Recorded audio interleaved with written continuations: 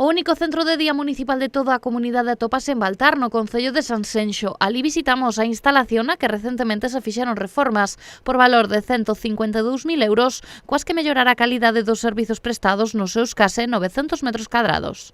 Único centro de día municipal de todo Galicia, que eu creín que xa había algo máis, pero bueno, afortunadamente estos máis de 900 metros cadrados que se dedican a atender ás persoas maiores, sobre todo, pois temos que dicir que Sanxenxo é unha referencia en política social.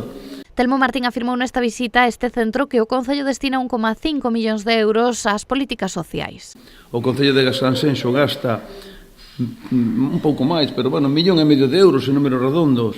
Gasta 1,5 millóns de euros en política social anualmente, o que significa que é unha media de 84 euros por habitante.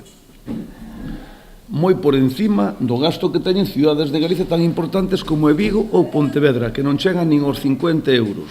A instalación, que ten capacidade para uns 80 usuarios, é utilizada na actualidade por unhas 67 persoas que acoden diariamente. Sinalar que o custe deste servizo municipal é de 190 euros de media, aínda que todo depende da renda da unidade familiar do usuario. En todo caso, se queren asistir á mesma, deben poñerse en contacto cos servizos sociais do Concello ou coa dirección do centro. Calquer persoa que queira entrar pasa por unha comisión de evaluación que, unha comisión que formamos pois persoal de servicios sociales, persoal daqui da propia empresa traballadora social da concesionaria máis a directora e eu mesma, que revisamos todas esas as solicitudes e revisamos a documentación para tamén cuantificar a cantidade que vai a pagar, porque este é un centro de día que está subvencionado polo Concello, de aí que a media sean 192 euros, pero bueno, do coste total da plaza, cada persoa paga en función dos ingresos da unidade familiar.